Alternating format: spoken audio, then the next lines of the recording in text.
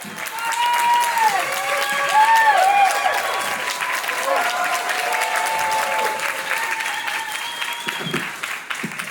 check. Can you guys hear me? All right?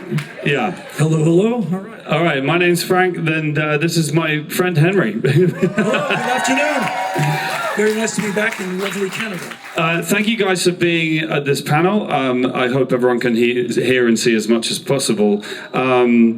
Where to begin? Let's, if you're ready, we'll dive in. I mean, essentially, I'm going to get the embarrassing bits out of the way. I'm a die-hard fan. I enjoy reading it when you talk about meeting, let's say, RuPaul, who you wrote about meeting, or indeed, you know, you're a fan, which is one of the things I love about you.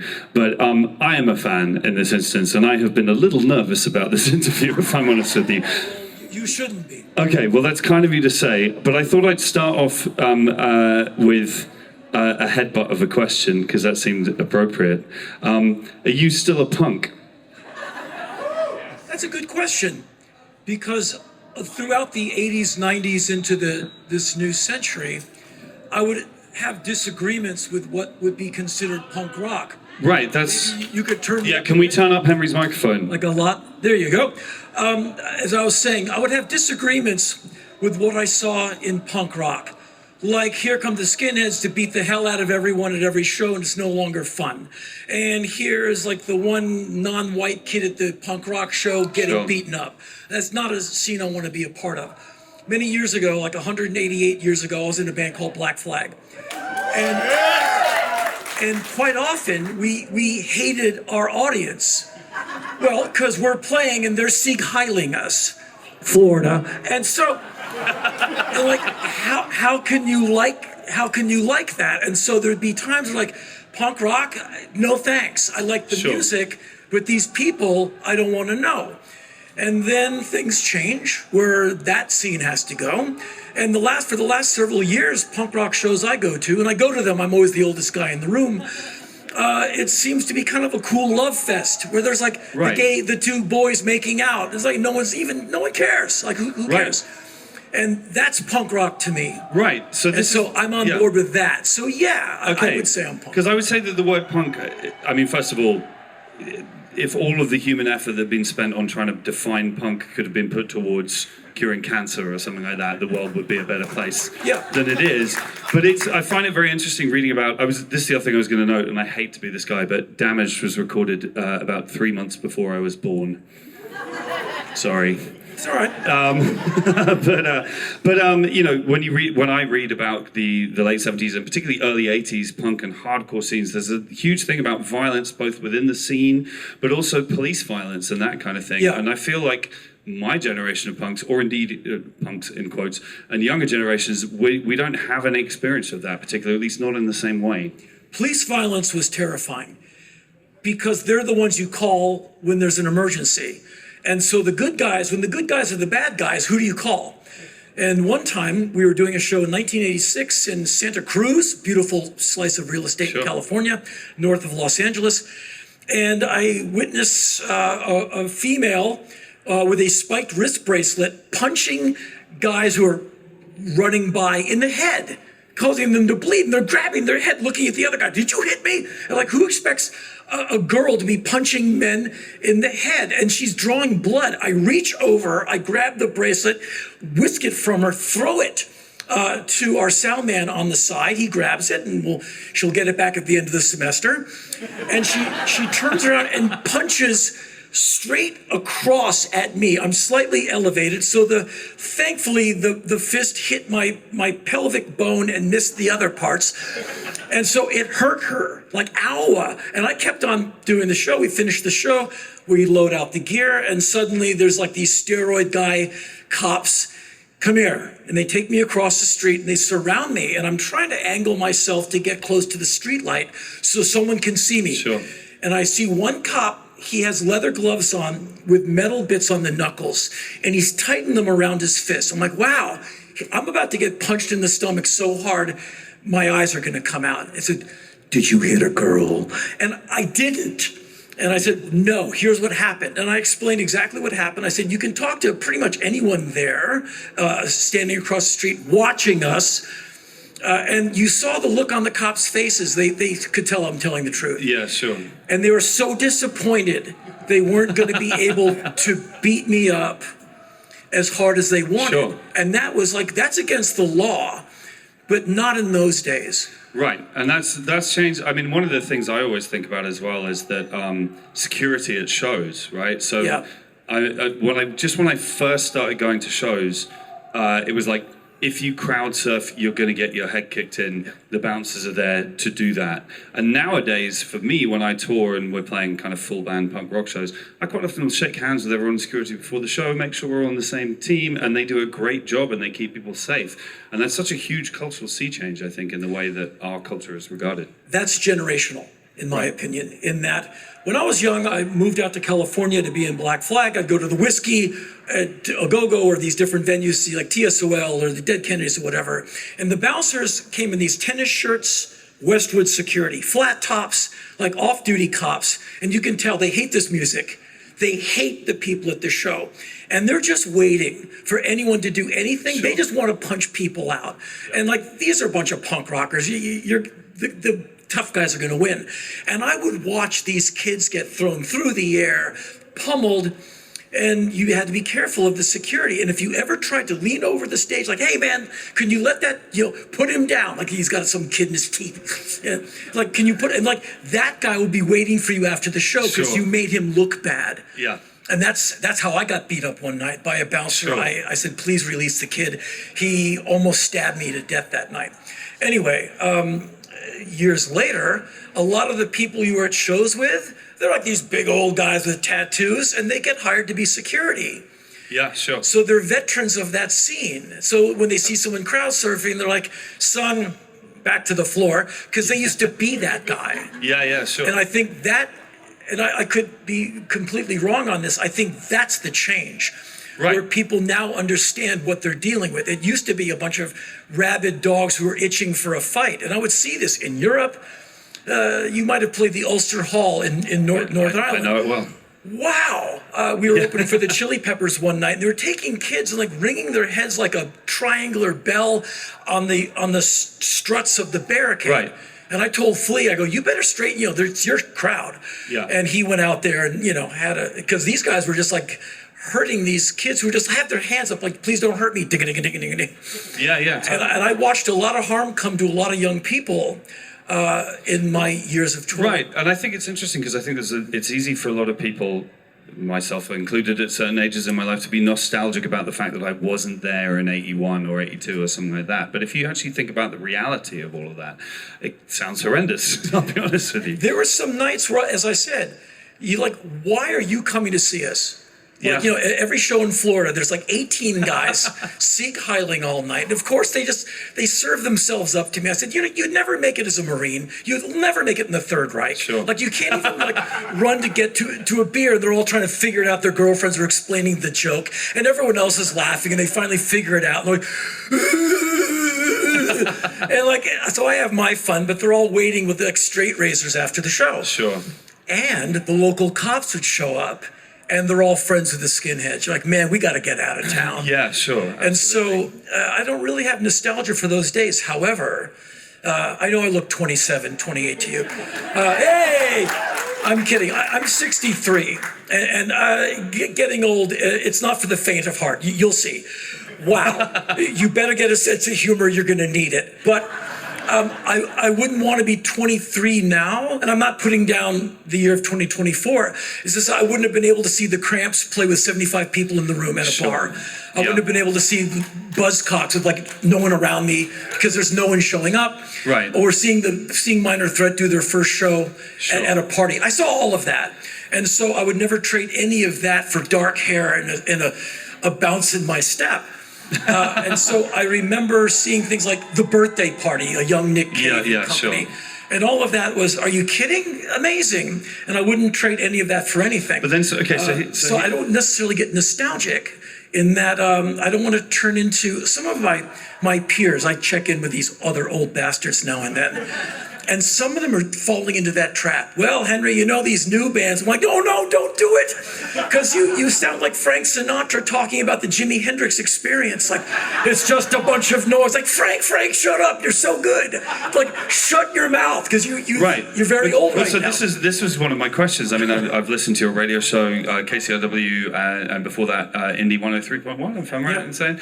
And the Fanatic books that you've done in recent years, which are phenomenal, as well as the radio notes and all that. Stay Fanatic, Stay Fanatic. That's what I'm going to get my facts right. Anyway, so I feel like it's a natural part of the life cycle that you don't ingest as much new music as you get older, because it's just entropy, right? There's all that music that you loved when you were a kid. We were talking about The Damned. I think real life comes in. Some people become parents. Rent turns into mortgage. Sure. Life turns into my job. And so go to a show on a Thursday night. I'm up at 5:30. Like, you're killing me. I can't do it. Right. And I get it. And now all that's real. I'm up at 5:30. And I went to a show the other night, oldest guy in the building, but I still want to go.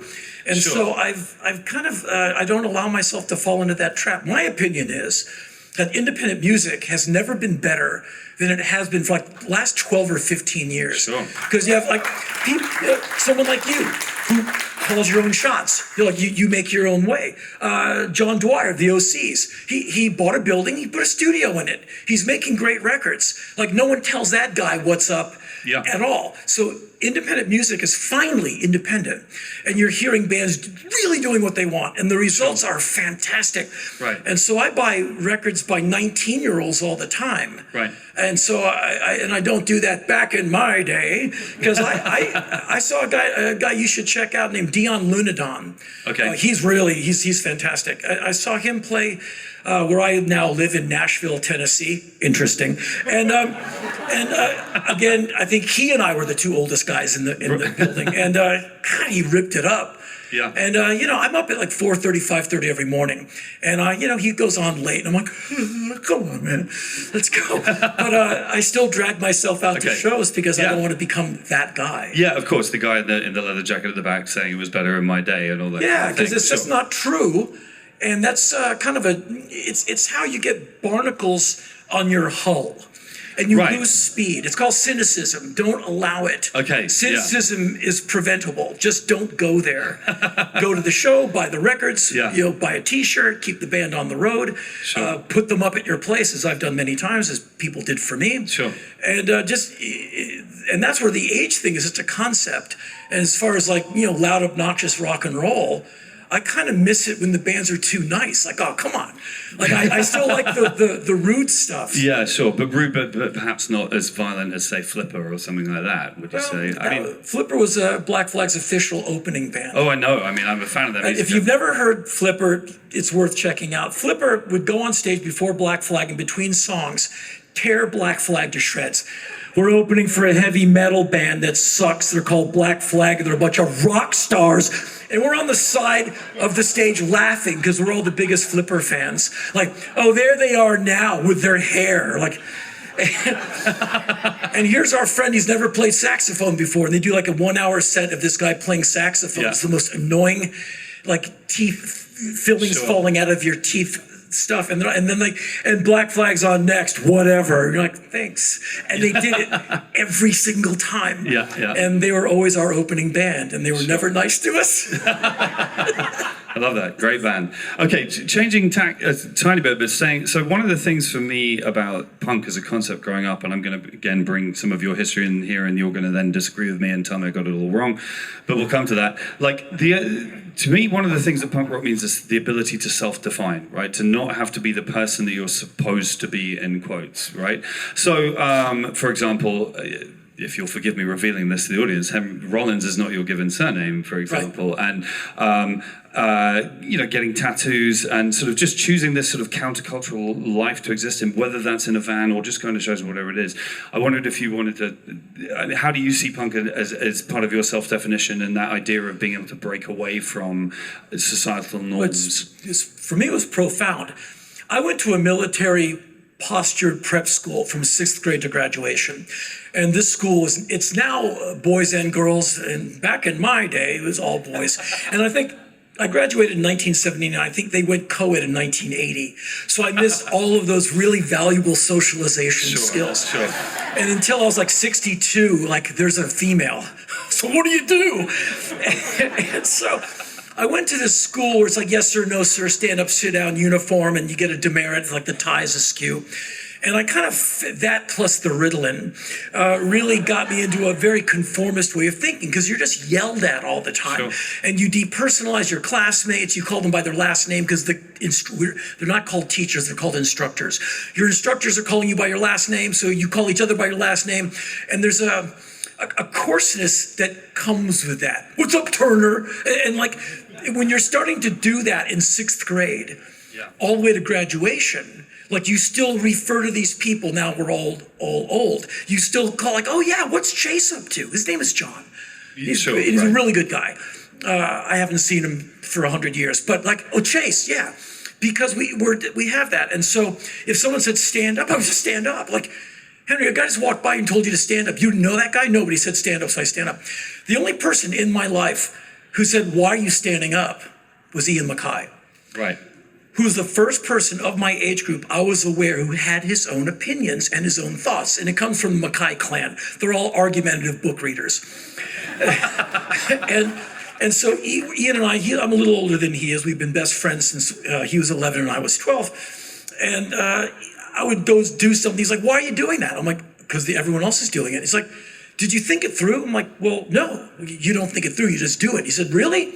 And between Ian MacKaye and the Clash saying question authority, which I never thought you would ever do, Sure. I kind of went, wait a minute. And then punk rock hit me full, I've never recovered. Between Ian and like Joe Strummer and that kind of science, I never recovered from that. But it was like being best friends with a guy who questioned everything.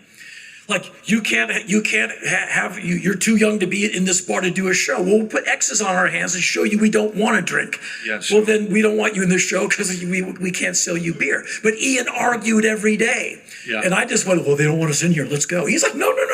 We're gonna petition this. And so from things like that, I learned not to be necessarily argumentative, but to call it out when I disagree with it. Sure. And I've been kind of sort of that guy for many, many years. And that to me is punk rock. And so when I would see the racism and misogyny at punk rock shows, I'm like, well, I'm out of this.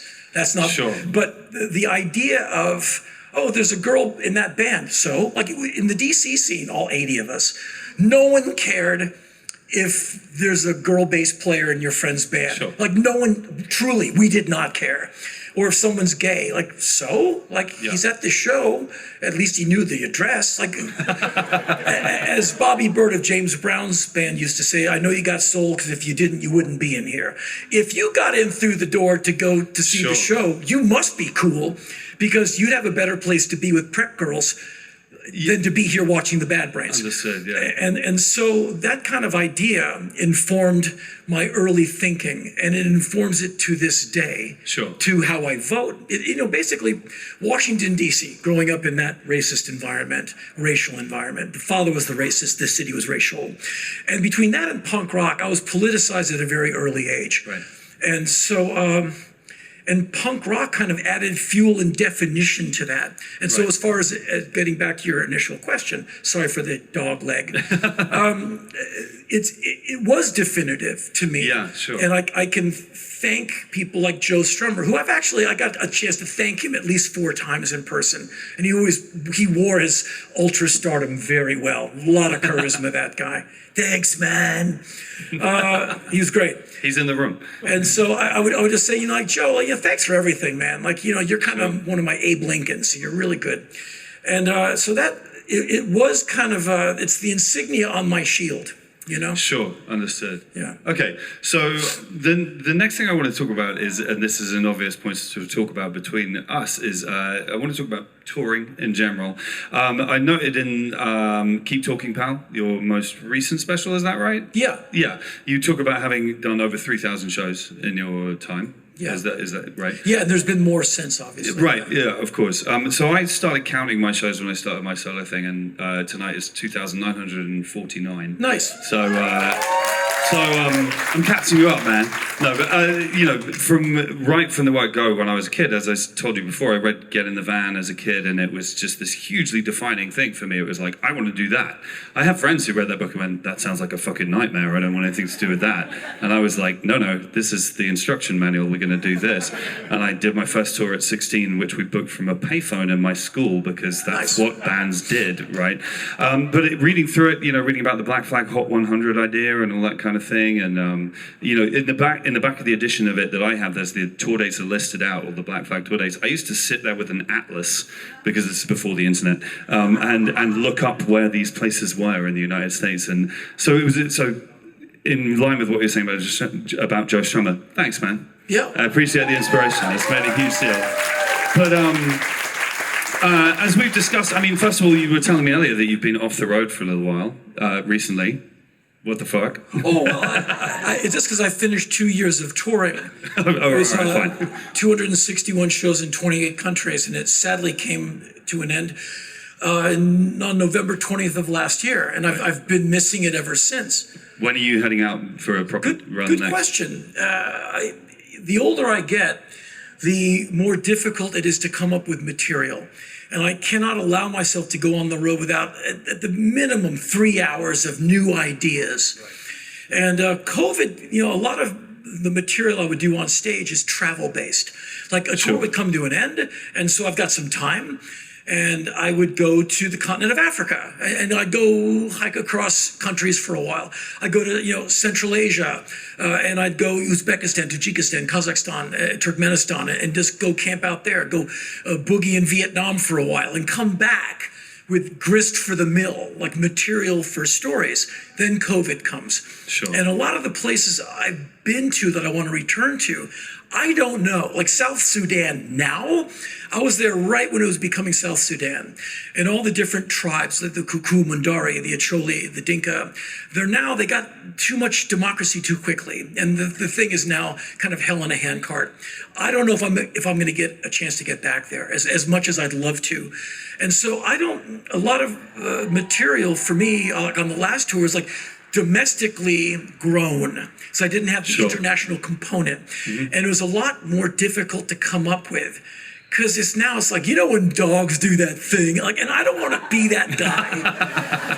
I want to be like Dateline, North Korea. And I've told that story because I went to North Korea. Yeah. And I came back with that story of sad people not getting enough to eat. And so I have the energy and the desire. I'm like you. I love being in front of an audience. I'm completely obsessed with my audience. I want to do a show for them every night. I hate nights off. They're depressing. Right. And tomorrow night I'll be back in my place in Nashville. You'll be doing a show. But not me.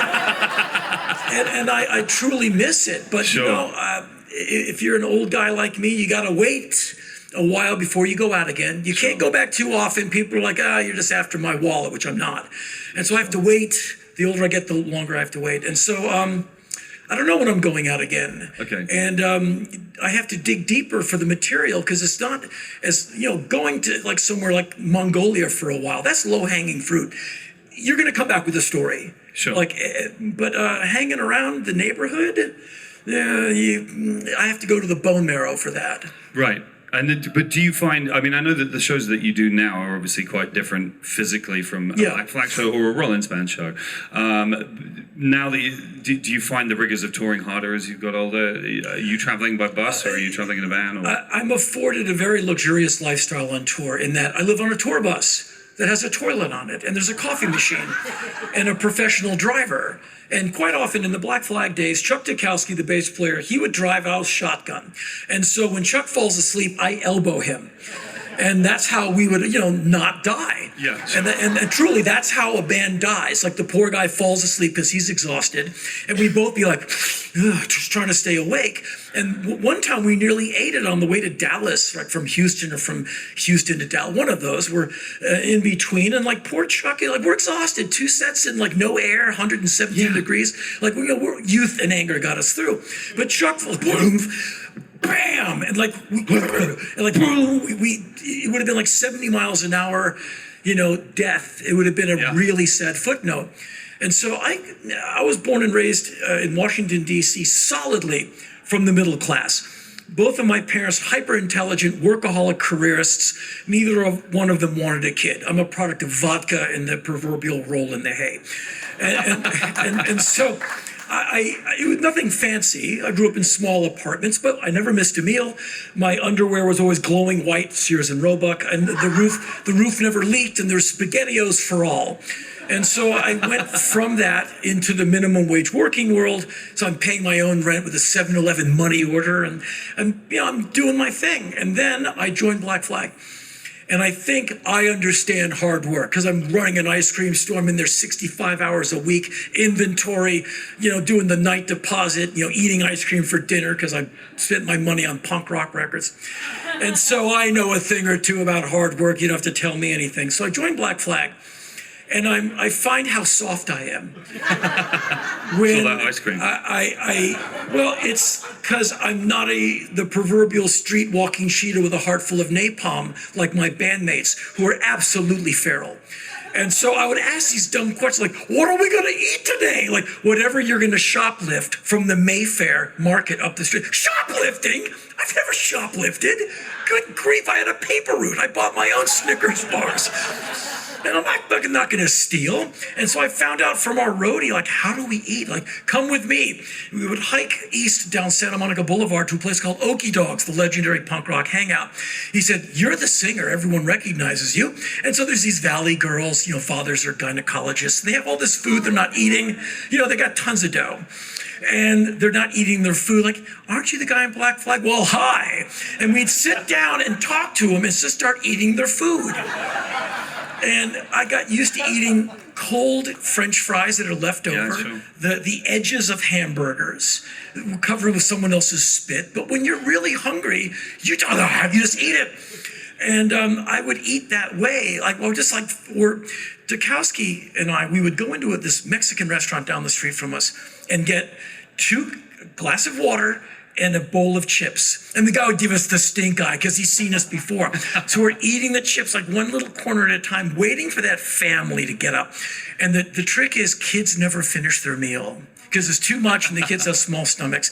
The family would get up. Dukowski and I would descend upon that and start eating the remainder of the food until we got thrown out.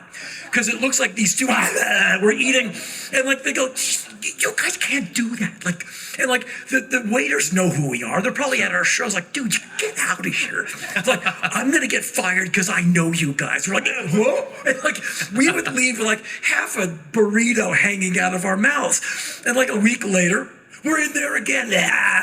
And you just learn to hand to mouth it. Sure. And they have the dented avocados at the store, the unloved cheese that's green. You just chop out the bits that don't work and eat the rest. And so touring was this experience of it's raining, which means I get a shower. So I'd run outside after loading the gear, stand in my gym shorts and rub myself vigorously in the rain. Because I would try to bathe in a Denny's sink in the bathroom and the water goes everywhere. And so because in those days, there's no showers in the backstage areas. Yeah, sure. The first one I ever encountered was summer '84 in Jönköping, Sweden. There was a shower. I walked off stage covered in punk rock spit. And I'm like, what, a shower? No way. I don't have to wear some man's phlegm on me until Denmark. And it was a revelation. I came out showered whoa. It was the Europeans who dreamed that up for me. And so the point I'm making is the first year of Black Flag to me, it was just like clap push-ups. It was just a steep grade. And my bandmates were already kind of rode hard. But by summer '82, a year in, I was 21 years of age. And I'd been there, done that, been in a bunch of fights. And I'm not a tough guy. But every day we'd be sitting in the van, burning out next to the club, that we're going to have to go in and toil in. And a skinhead girl would come up. She's like, which one of you guys is Henry? My boyfriend's in the Skinheads, this anomalous group. He's in the Skinheads, and he's coming to the show tonight to beat you up. I'm like, okay, honey, put it under the pillow. I'll smoke it in the morning. And so after the show, there's the guy Did you meet my girlfriend? Yeah, the one with the flat top who said you're going to beat me up. I've got to finish loading out the gear. When you see me coming out with the mic stand box, the real heavy one, I'll be kind of waltzing it into the back of the van. Then we'll have the fight, but I really got to load the gear. And so it's like the 3 p.m., like he's going to beat you up. And like a crowd is gathering, because the singer's going to get punched out. And I'm loading out the gear. I go, here's the aforementioned mic box. And I load it into the van and walk over to the guy and just punch him. And everyone's like, oh, what did you just do? I said, well, I'm in the service industry. I made a promise to this young man that we would, like I said, I'd fight you, and that's a fight. And so that's how you'd win the day. Just walk over and hit this guy in the mush as hard as you could. And by the end of 1982, I lost track of how many skinhead men, and I'm not a tough guy, but just like, boom, and then, oh, I forgot the cymbal case, and you have to go finish the work, and then drive to Albany for the next show. And so I became kind of like one of those feral guys. And as the years went on, life off the road became the weird thing, and I think that's kind of where you wanted to go. So, yeah, definitely. And I mean, it's that. So this is the thing I spend a lot of time thinking about. Like, I've been touring a lot for just 26 years since my first tour right now, and like, when people ask you questions about touring, a lot of the time there's an implication in the question that all of the touring you're doing is just kind of a temporarily holiday from some hypothetical normal life. Yeah, and normal's the way I want to focus on. But you know what? A lot of performers and band types approach it that way. Right. 6 more weeks, I get to go home. And for me, it's like 6 more weeks and I have to go home. Sure, but then the question is, at what point does home cease to be home? If you do enough shows in a year, or even if just your mindset changes in such a way that the bus or the van or whatever it is becomes home, you know, I get it when people kind of go, oh, well, you don't live a normal life. It's like, what the fuck is normal? Right. Do you know what I mean? It's like, this is my normal, you know, and maybe there's different kind of expectations, rules, and experiences to this, but why is your normal better than my normal? You know what I mean? Well, it is different, because the life that we have out on the road, a lot of people, you might want to try it for a few days, and you're like, okay, I got it. I really want to go back to my stove and my dog. Sure. And all of that. And I'm not putting anyone down. I'm just saying it is different. And some people get a taste for it. And I've been in bands where the guys in the band, the one guy, he doesn't like it. Yeah. But he wants to be in the band. Towards the end of the tour, you can start to feel it. Oh, he really wants to go home. He's kind of like putting in 85%. I better have a word with him. But then there's some of us who are like road dogs, where it comes to an end. You're like, oh, man. Well, the first tour I ever did, there was about 100 of us packed into the back of a panel van. Yeah. And we were all 16 years old, apart from the driver. And we got home, we did 2 weeks, and like everyone got the flu, and we lost money, and it was just a disaster. And at the end of it, about half of the people on that tour were just like, I am never fucking doing that ever again. Yeah, it's not for everybody. And the rest of us were super into it. But there's no moral content in that. No, of course. and so I've been, I'm 63. I've been on the road since I was 20. And I prefer it. Now, in summer of 1991, I went on a thing called Lollapalooza, the first ever one. And we split a tour bus with 9 Inch Nails road crew. And that's what we could afford. So Trent and Company, they have a bus, and the road crew has half a bus. And so at night in the front of the bus, they're fixing all the stuff Trent breaks. And so they're fixing guitars and keyboards and all of that, because he's going to smash it the next day. And it was an amazing live band. It was so good. And so suddenly I have a bunk. I don't have to worry. I don't have to elbow the driver, because the guy's a pro. There's a bathroom. We're going to stop at a truck stop, and we're all going to get popsicles. And it was the best thing. Like, I can sleep. I can get restorative sleep, which was, as you do on tour in a van, you chase sleep. Like, what do you want? Money? No, sleep. I just want like 3 hours, please. Because you go a little batty, and you learn to sleep in a folding chair, on a parking lot, through the opening band set, full volume. You're like, oh, I'm on. And you can, and I can sleep I can sleep on this like fitfully. I learned. and so touring in a tour bus, like, for me, it's like luxury. It's great. It's fine. And it's all I need. I'm down to a road case and a backpack. I have like 5 things. It's all I need. And you really see what you need. I go home. There's my record player and my desk. I live in a very small, uninteresting house at the end of a dead-end street. It's all I need, me and my Mazda 6. Do you find the transition between the two different types of life easier now than? I call it splashdown. Okay. And I splash down back onto planet Earth, and I have that great 24 hours of disorientation, like going back to the supermarket. Oh yeah, there's my parking spot. We get 24 hours of grace. I'm still on the road, but I'm back. Oh, I can make my favorite salad, or this place, get the food I want. And that wears off very quickly, and then depression sets in. Right. And then I have to kind of wear that off. And luckily, I live 2 traffic lights from the gym I go to. So I'm at the gym. Sure. And I use fitness, nutrition, and music to medicate against depression.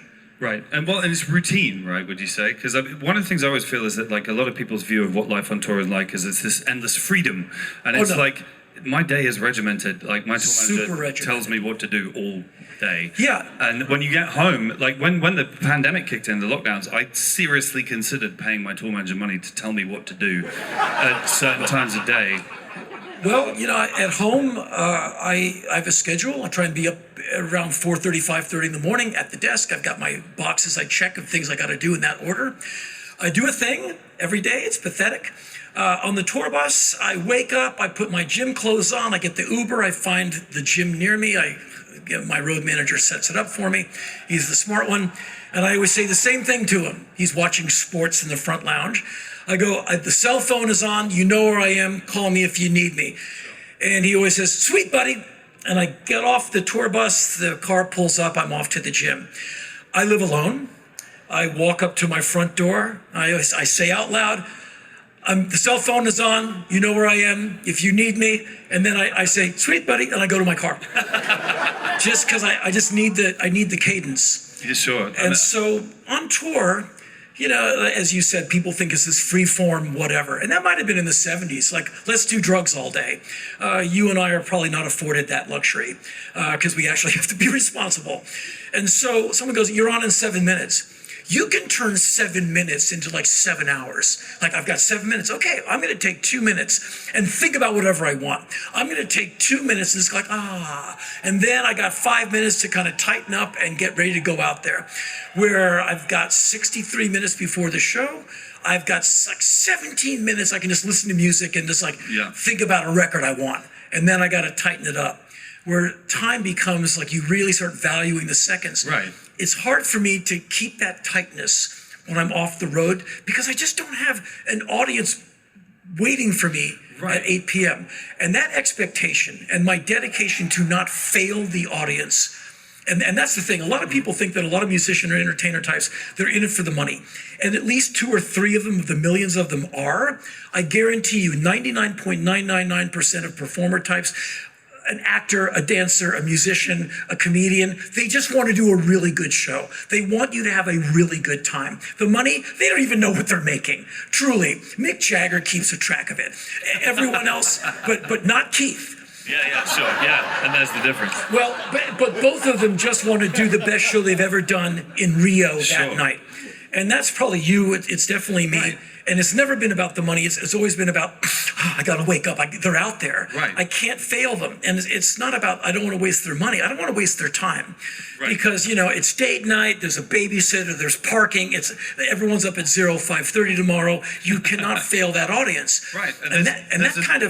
That's those strict rules of like every day I wake up like, there's an audience. Because I don't really take days off. I have a 30-day month. I got 28, 29 shows. And so I can't fail them. And that's like, need to go to the gym and run that anxiety off. Right. I find there's an inbuilt discipline into the structure of touring because you've got your hour, 2 hours, whatever it is that you're on stage. You have to not suck for 2 hours. That's it. And therefore you can, from a broader philosophical point of view, you can do whatever you want for the other 22 hours of the day, as long as it doesn't affect that 2 hours, because that's the paramount 2 hours. And for me, I prefer to do nothing but prepare. And so it informs every bite of food I eat.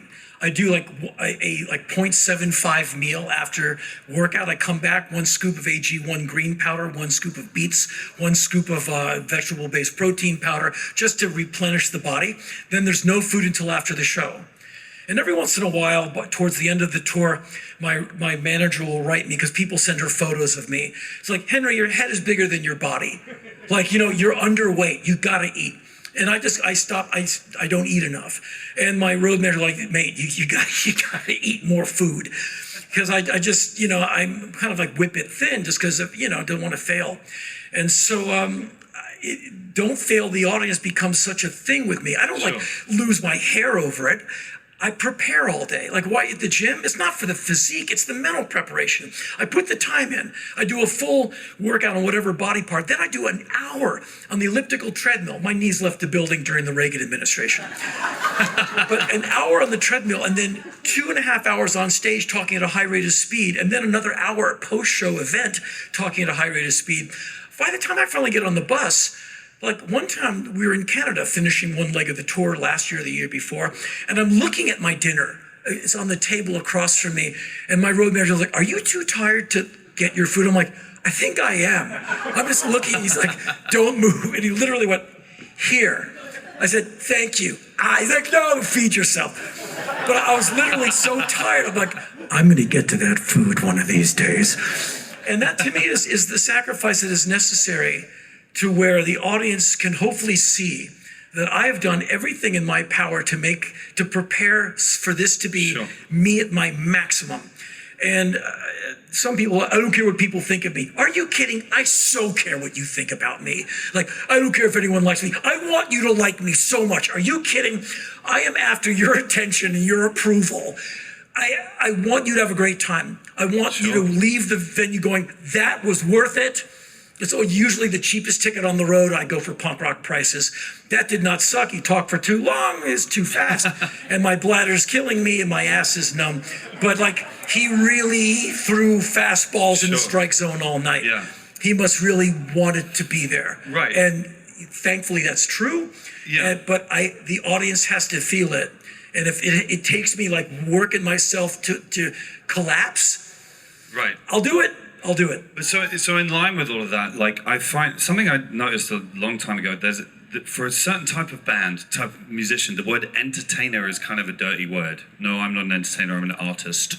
And I've always thought that was misguided, because if you use the word entertainer, to me, it puts you in a tradition that goes way back beyond just rock and roll. You can talk about vaudeville, you can talk about the music hall in England, you can talk about traveling players, all this kind of thing. So are you happy with the word entertainer to describe yourself? I used to have contempt for it, the younger punk rock me, because it was like, Las Vegas. Sure. Like, hey man, good evening and welcome back to the beautiful sands.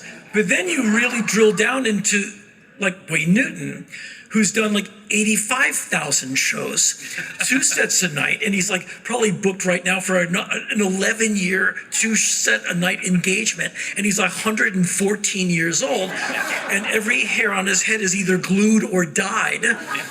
And he goes out and he's probably on stage tonight in a few hours. Yeah. Good evening, and he goes right into Auf Wiedersehen and like, or Dankeschön, and like whatever the set is. Man, you can't put that guy down. Right. And that's where I went, oh, yeah, it's time to put on the show. Like Jimmy Durante, let's get out there and give him a good show.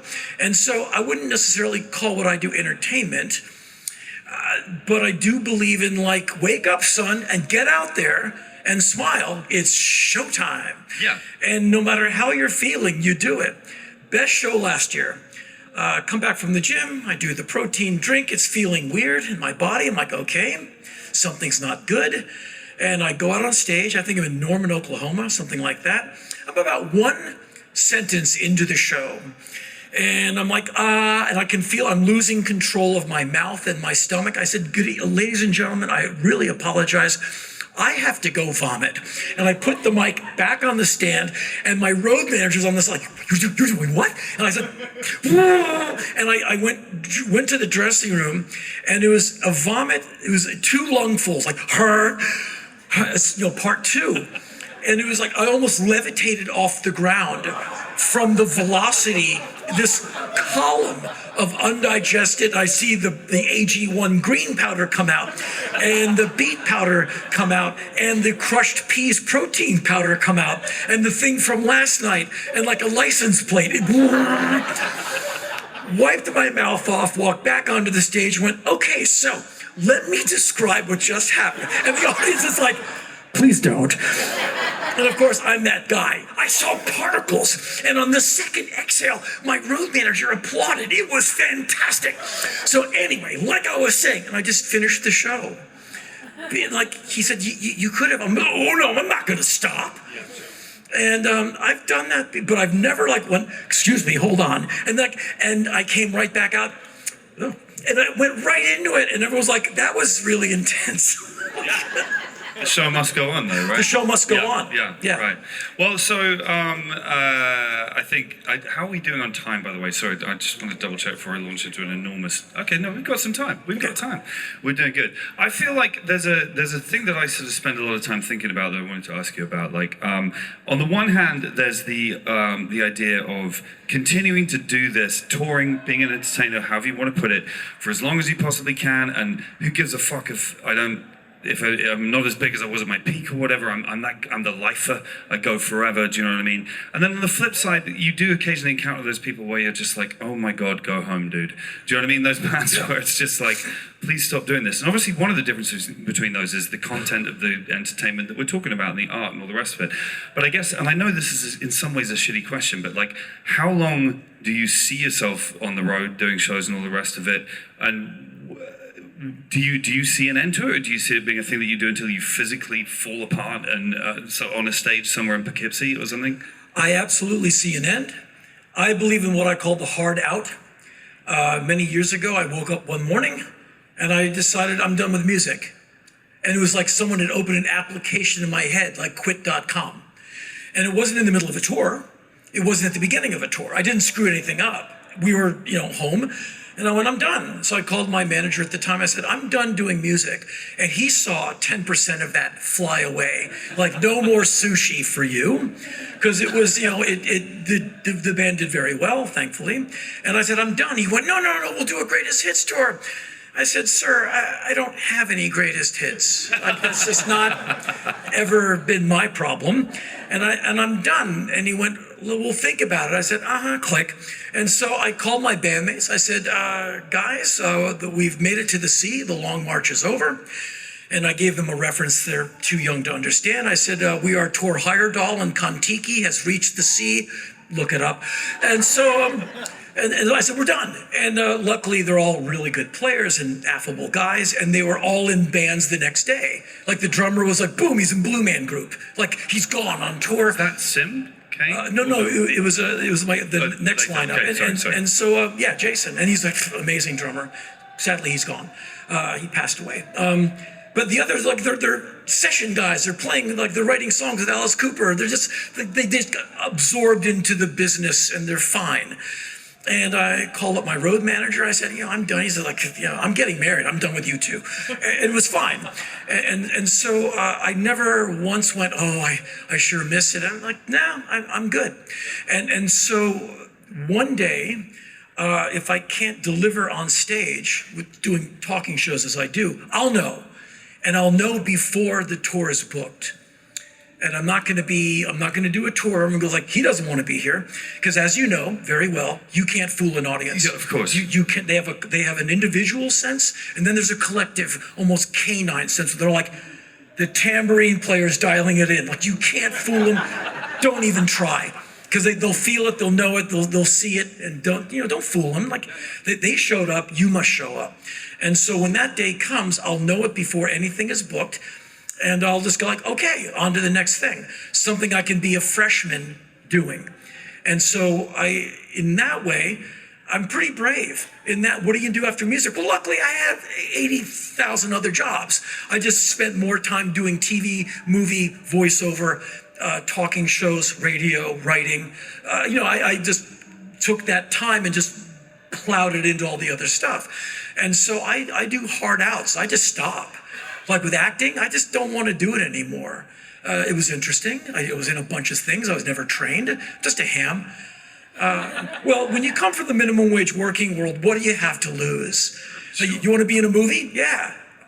Can I keep the pen? Wee!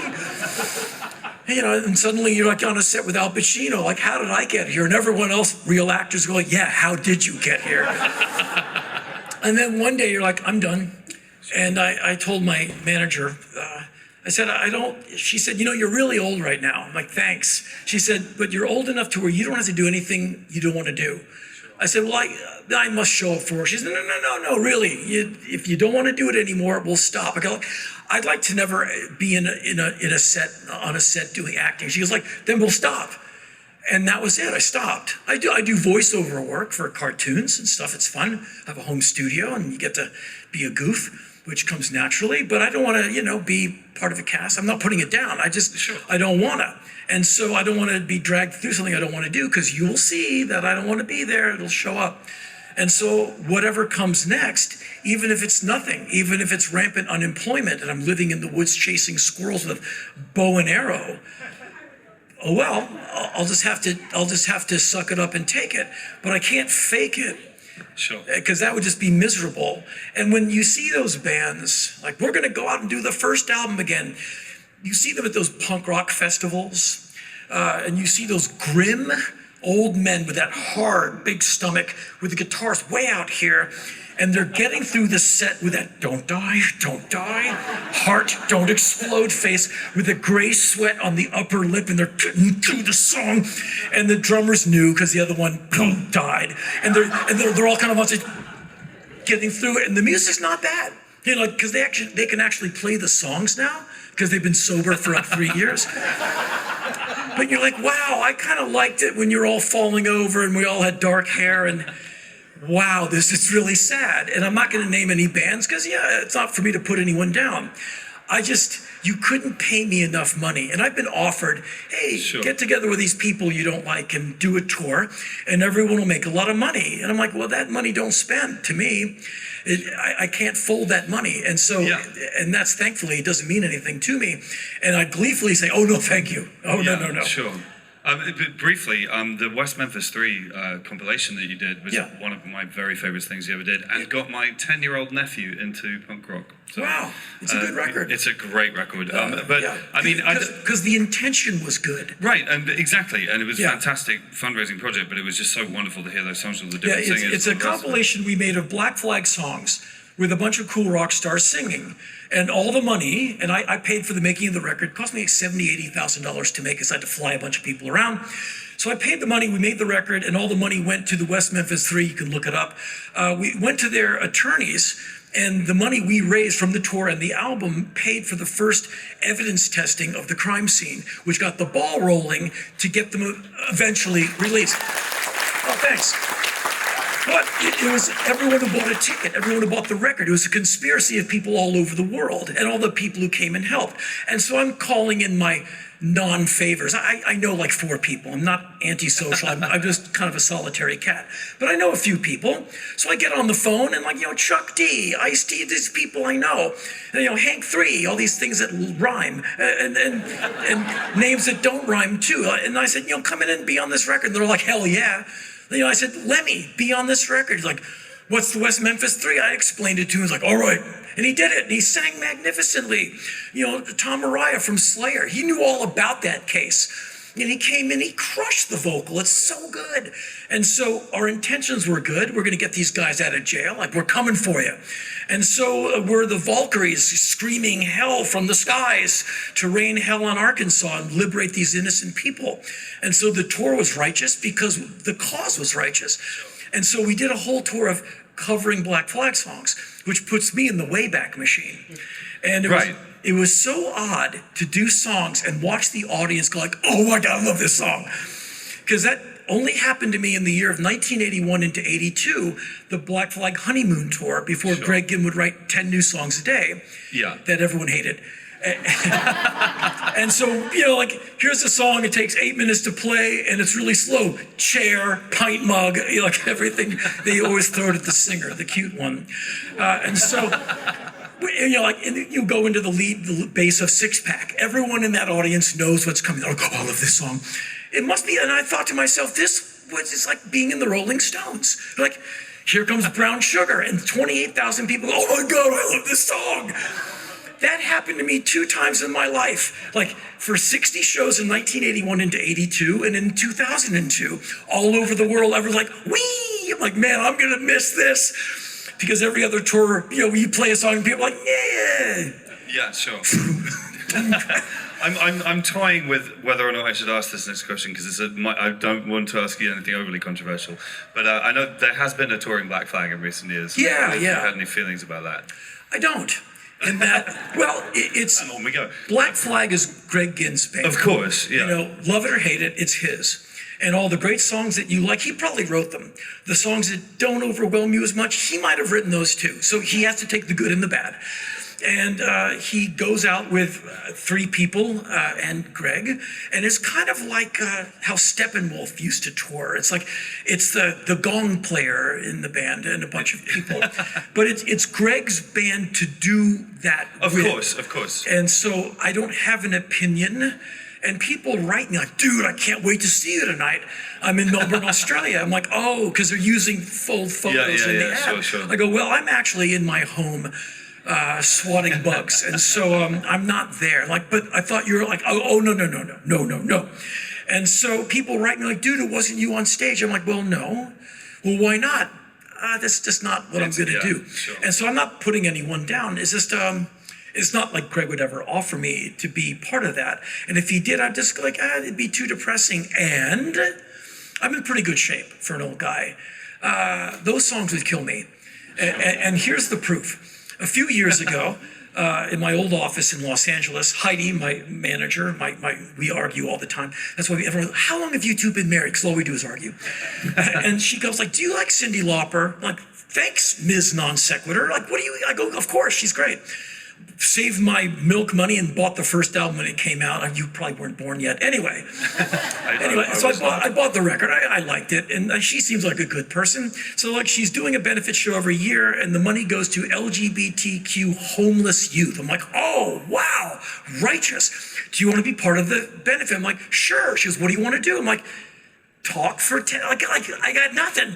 And Heidi goes, give me a minute to think, and I'll come up with something. She's wildly imaginative, great concepps. She comes barreling back into my office a few minutes like, okay, be open-minded. I'm like, what, Mr. Clay? Shut up!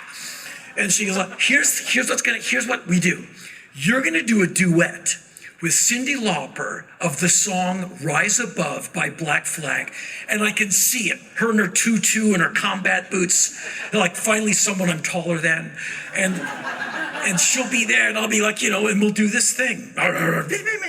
And back and forth. And I said, I'll do it if she'll do it. And so she texts Cindy's manager. Here's the concept. That text gets sent to Cyndi Lauper. And within 20 seconds, a 2-word affirmative comes back. Yeah. And so 5 days later, I'm at band practice with Cyndi Lauper. And I meet her, like, thanks for doing the song. And she's the best. And the band is happy because they're going to be doing kind of like, MOR hits the rest of the night. They really let the horse out of the barn for this, like, 2.5 minutes of frenzy. And they're like, man, this is going to be great. We're driving a Porsche for 2.5 minutes. And we do the song 3 times. And, like, she's a pro. She sings it great. We're trading lines. I do a line, she does a line, do the choruses together. So we do it 3 times. We do it as sound check at the Nokia Theater. And then we come out and I come out on stage. No one in the audience knows what's going to happen. So I start talking about why we're all here, where your money's going. And ladies and gentlemen, right now the band comes on stage. I'd like to bring on stage my partner in crime here to sing a song. And everyone, hey, it's Cyndi Lauper. We go into Rise Above. And it's a really good song written by Greg Ginn. And so we're almost to the end of it. And I realize I'm not going to make it. I'm dying on stage. And I work out a lot. Treadmill. I'm always, cardio, old man, keep the blood, going through the veins. And I'm like, I think I'm going to die. We're getting to the end. Rise above, we're going to rise above, we're going to rise above. And that's where time slows down. And with every breath, my lungs are screaming in agony. And I'm like, we're going to rise above. And my head is getting heavier and heavier as I want to face plant. I just want graham crackers, a juice box, and a lie down. And we get to the rise above. It never seems to end. And we get to, and we recover. I stand up barely, and I look at Cyndi Lauper, who's not out of breath, because she's classically trained. She sings from the diaphragm. She can sing this song all day. I'm like one of those, I'm old yeller, yelling. And so I try to make it look to the audience like I'm not tired. And so she walks across stage like a dog on the first day of snow. Like, and I'm like, but I'm like, and I get to the edge of the stage, out of the sight of people, off stage right, your left, and I half sit, half collapse into a chair. And Heidi slaps him awake a few minutes later. You passed out! Shut up! And that's when I realized The greatest hits. Finally, there's something I'm too old for. And I just wouldn't survive it. It was a young person's, that kind of music was a young person's venture. For what it's worth, I enormously respect the fact that you're not out there doing kind of cheesy greatest hits tours and all the rest of it anyway. I think that's the better way of handling There's always it. something else to do. Yeah. I mean, there's something else to fail at. Like there's something else to be a newbie at. Sure. And like go face plant in front of everyone. Yeah. And Well, I'd rather do that. Yeah, sure. Well, which you won't this evening. I'm so excited for your set. I'm getting waved at, by the way. Oh, okay. But before we go, I'm going to just take a brief second just to say thank you for being here, for doing this. Thank you. Thank you for.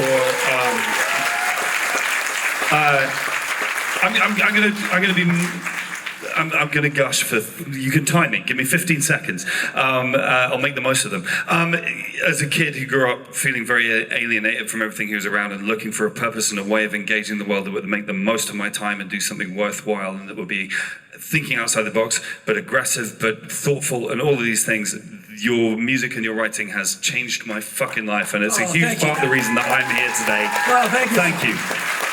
And we're done. Henry Rollins.